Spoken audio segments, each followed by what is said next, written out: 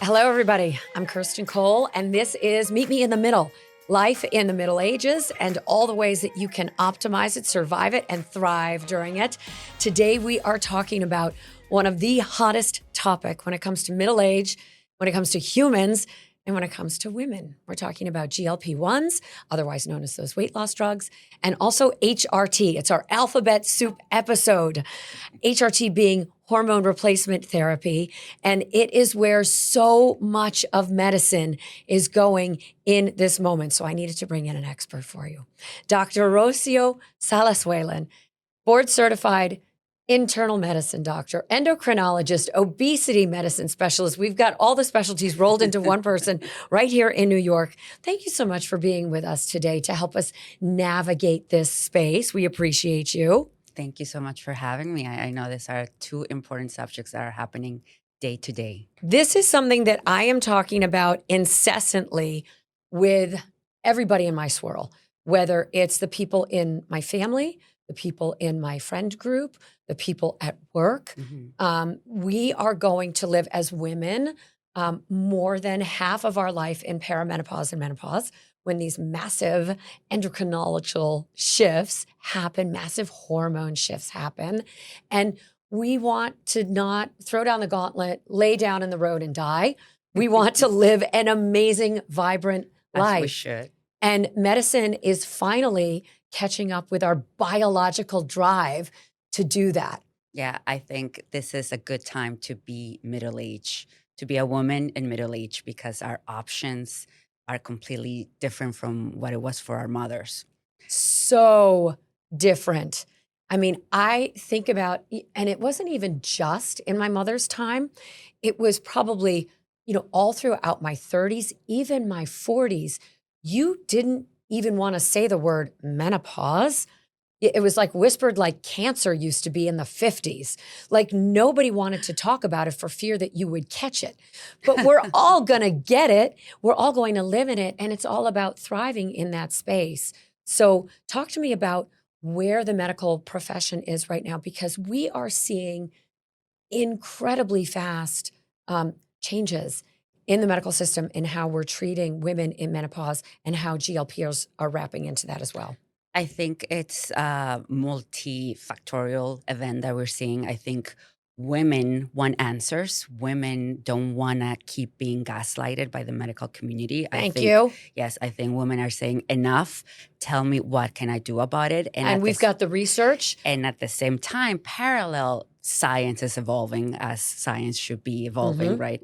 And we have more knowledge of the benefits of hormone replacement therapy. We know that study in the WHI back in 2002, the results— So faulty. It was faulty from the beginning. It misinformed the people who we trust to lead us.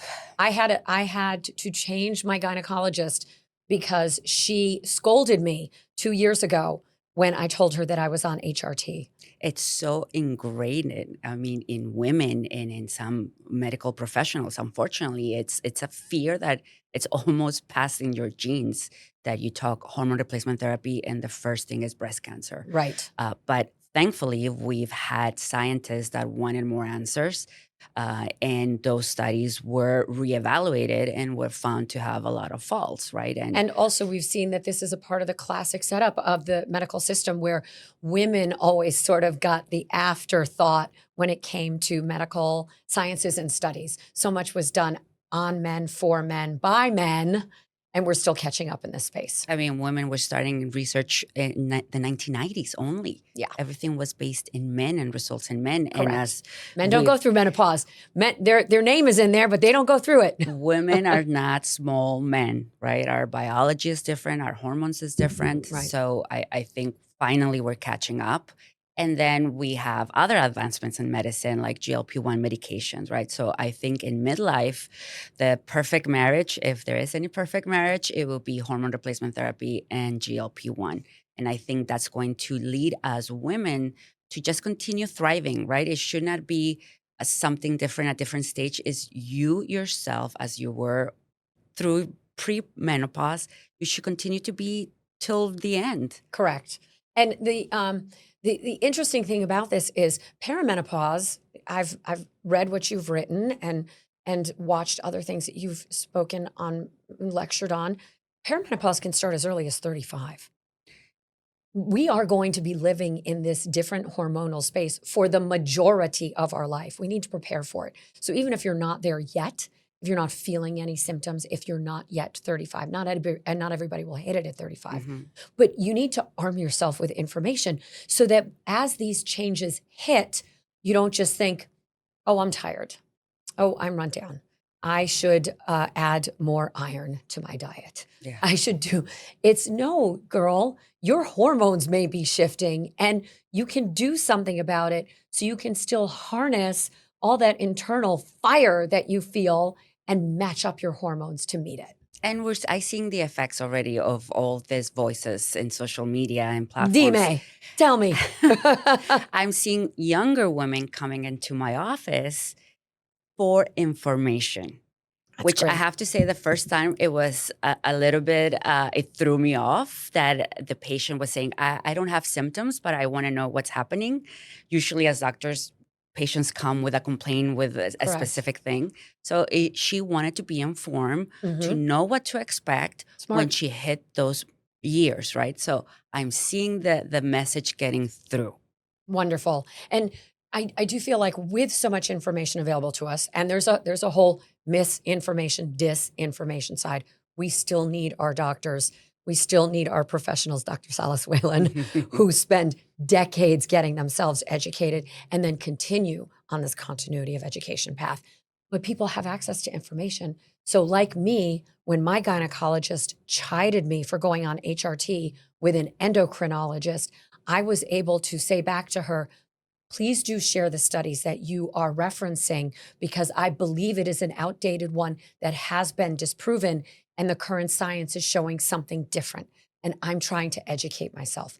And we as health consumers also need to educate ourselves. We need to be a part of that equation with our doctors. 100%, because also it leaves the door open for people to take advantage, right? Because people are hearing that there's this desperation in women's voices, and they can become praise to somebody who's not really educated and start selling you things, right? That we know that won't have the same results. So we also have to be, our responsibility as a consumer is to educate yourself. Brilliant. Okay, we're going to take a quick break. And when we come back after the break, we're going to unwind the whole alphabet soup. We're going to tell you exactly what is HRT, should you be on it, which GLP might you want to be talking to your physician about, and we're going to take a deeper dive on the other side of this break. Welcome back to Meet Me in the Middle. I'm Kirsten Cole, your host, and I'm here with Dr. Rocio Sala-Whalen, who is our board-certified internist, endocrinologist, obesity specialist, all of the things that you need in one place. And we are talking about HRT and GLPs. First of all, let's do the 30,000-foot view for people. HRT, what is it? Hormone replacement therapy. For women. For women. And it's also called menopause hormone treatment, so MHT. So Okay. it's changing to make it more specified. And the drugs that are involved in that are? So whenever we replace any hormone in your body, we try to mimic what your body would normally do. So our ovaries would make estrogen and progesterone and testosterone. So that's what menopause hormone treatment is. Those three hormones: estrogen, progesterone, and testosterone. There are different ways to take them. There are patches, there are pills, there are gels. This is where you need your doctor to help you out. 100%. And the safest is transdermal estrogen, micronized progesterone, and I recommend FDA-approved testosterone. Unfortunately, we don't have FDA-approved testosterone for women, but we can use off-label men. Do a little bit of a breakdown even further on that when you talk about micronized and things like that. So help me understand. So as an endocrinologist, I provide evidence-based medicine, and what the studies have shown in safety, which is it protects the endometrium, is micronized progesterone. The safest way of administering estrogen will be transdermal. The patch or a gel or a spray. Oral estrogen, it gets metabolized in the liver, which this can increase the risk for blood clots. Transdermal estrogen does not. So if you have Mhm. history of a DVT or any blood clot, Mhm. transdermal estrogen is safe. Don't let anybody tell you because you had a blood clot, you cannot use estrogen. That's not true. Intravaginal estrogen, it's also very safe. Testosterone is also transdermal, so through the skin, because it has a reason why. We want to make what your hormones make, and testosterone is made in a daily process. So applying testosterone daily is the most that we can mimic your natural production of testosterone. And these three will optimize you in which ways? How are we going to feel more like ourselves? That's how you'll feel like yourself. But more importantly, sleep, right? Sleep is, I think, is the most universal symptom in Sleep perimenopause disruptions, and yeah, menopause is for sure. sleep disruption. And if there's one symptom that I have to improve in my patients, is sleep, because the sleep can spill into many other Everything, parts of your body, right? everything. So sleep, you'll feel rested. Your mind will be more clear.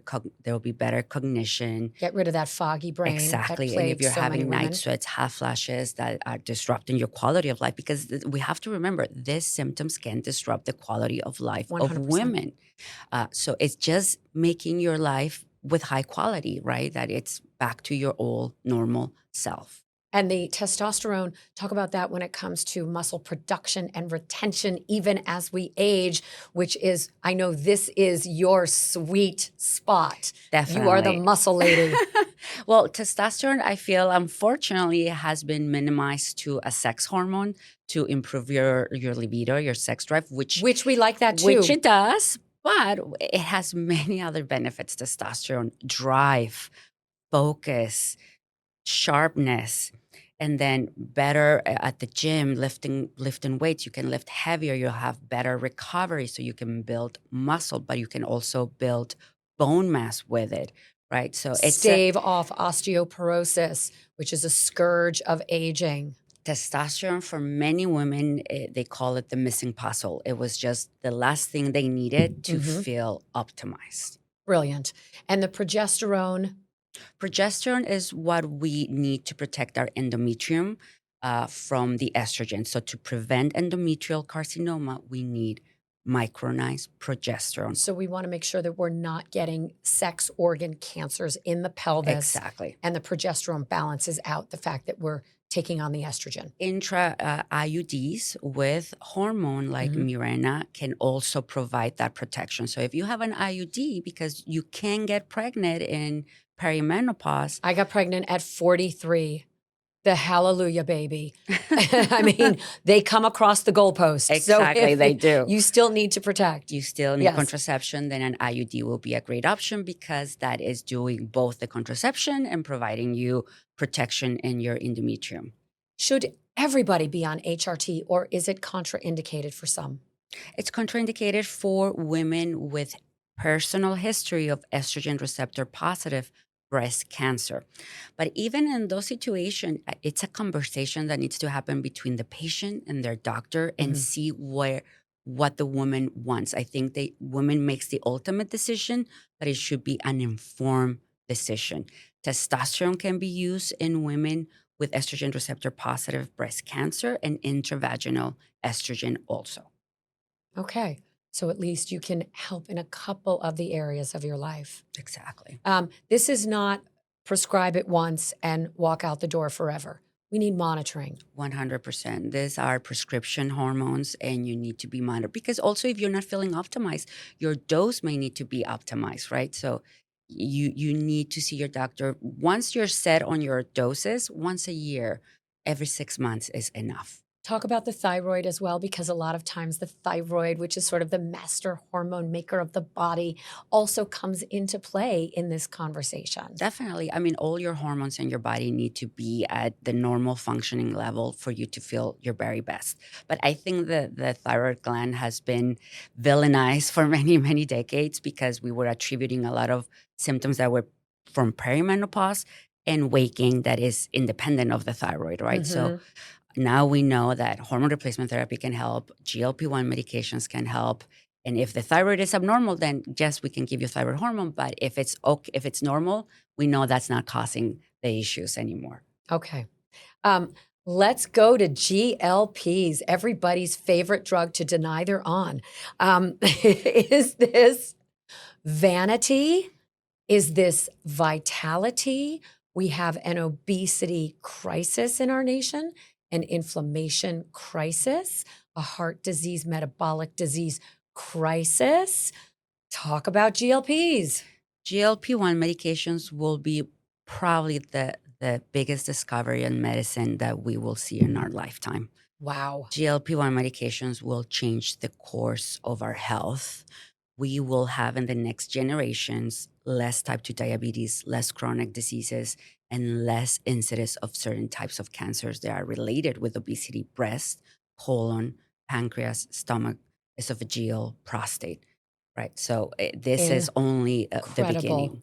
There's more to come. We're going to take a quick break. And on the other side of the break, we're going to dive into all of the different GLPs that there are, which might be the right fit for you, how to figure that out, who you should be having that conversation with.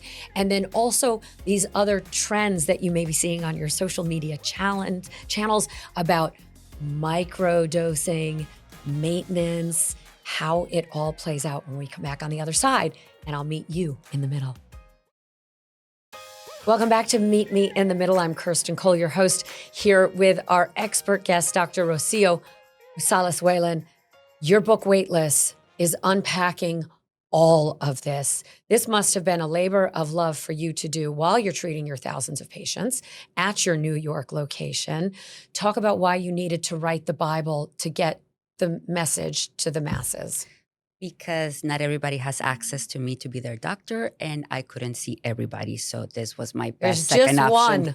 There's just one Dr. Sala-Whalen. I pour everything that I do with my patients in this book to be that missing link between an informed provider and an informed patient. Yes. Right? Because many times patients are getting the medication, but the provider is not educating them and guiding them. Right. So this will be, along with their doctor, a guide for the patient. People are getting this, online sources and internist. And the biggest clapback that I hear from people is, oh, it didn't work out for him or her. He felt too sick when he went on the medicine.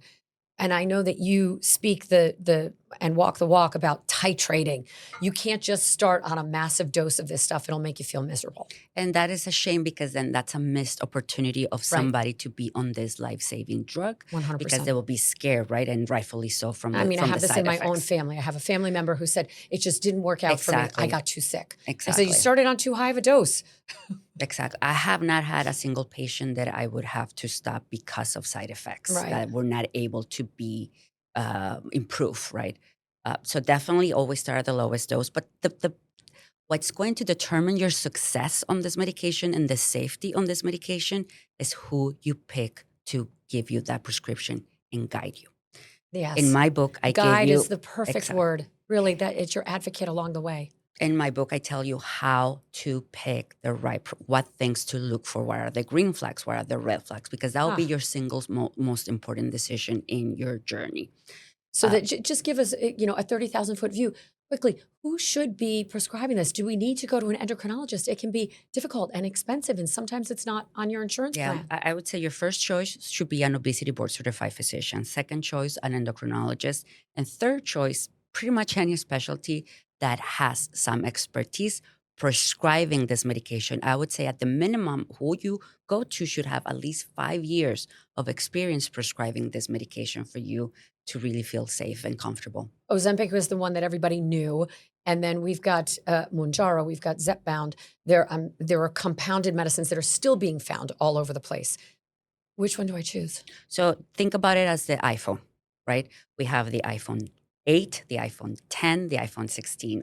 Ozempic is the iPhone 10, and now Zepbound Mounjaro, which is tirzepatide, is the iPhone 16, and the iPhone 17 is coming up next year, which is retatrutide, and other drugs are just going to come. Same family, but just more improved in effect and safer. Everybody thinks about, oof, I'm not as hungry. Shuts off the food noise, right? But What else do these drugs do metabolically? What's happening behind the scenes that is making them so miraculous and helping in disease Well, prevention and it reduction? decreases your appetite, right? It Right. increases your satiety. That's more at the gut level, but it also works in your brain. And in our brain is where we have the hedonistic eating and drinking area of our brain in the amygdala, and Mhm. it The blocks reward the center. reward. Exactly. It Let me blocks. have chocolate and my life will be better. Let me have wine and my life will It's be the better. anticipation. It's that anticipation that you expect a feeling and Right. a reward that it blocks it. So it changes your behavior towards food and beverages for many patients. Sounds like you need a therapist to go along with this so that you can really sort of look inside yourself. I love that you said that. And that's one of my most proud parts of my book is the psyche part Mhm. of weight loss and waking. It's like drug addiction. Like you can go through a detox program, but then you're set loose and all of a sudden it's all still there. Knowing you need to be able to have the tools to anticipate and assimilate all the new responses that you would have once you lose the weight socially, personally, relationships, culturally, right? Going to This a is so restaurant, being deep. with your family. Your spouse didn't meet you at this weight. You have never seen yourself in that weight. It does have impact in your psyche, and we are not being fair to our patients now, taking them to a place that we're not giving them the tools when they're there, right? So I do talk about that in my book too. To help address that as well. That is, those are massive shifts. Um, do you think going forward, we're just going to see more and more women combining these two modalities to maximize their lives and their health? Yes, definitely. I already see it, right? I mean, at least my patients, most of them live with hormone replacement therapy and a GLP-1 when they come to see me, I get right? on it. Can I ever get off it? Yes, you can do whatever you want as a patient. Is it recommended? It depends on the reason that took you to use them to Okay. begin with. Microdosing, yes, no. Depends for what. I think microdosing is good for children and adolescents. I think it will be good for maintenance. But we have designed doses where we see the effect, right? We don't need to microdose. If you They've need the been medication, studied at exactly. those If you need the levels, medication, you need the medication at the regular doses. right? What else do you want to leave us with? That they're medications, they require medical care. They're not vanity drugs, right? They're for to help your internal, your metabolism improve. And it's not weight loss, it's body recomposition, right? It's maintaining your muscle mass, decreasing your visceral fat, decreasing your percentage body fat. That's what these medications will do And the right those way. are the life-saving components because when you up the muscle mass, it makes your whole body function better, knocks down the inflammation, gets rid of that visceral fat that gets around the organs that is literally a killer. 100%. Dr. Rocio Sala-Whalen, thank you so much for coming in today, sharing your wisdom that you have been hard earned through decades of practicing your medicine. In our show notes, we're going to link people to your book, which comes out on December 30, and also to your practice so they can learn more about you and how you do this. Your information has been invaluable. We appreciate your time. Thank you so much. And I appreciate your time being here with us and Meet Me in the Middle. You can always hit me up on social media. Tell me which topics you want to explore in this midlife to make you an even better human. I'm Kirsten Cole. I'll see you back here again soon.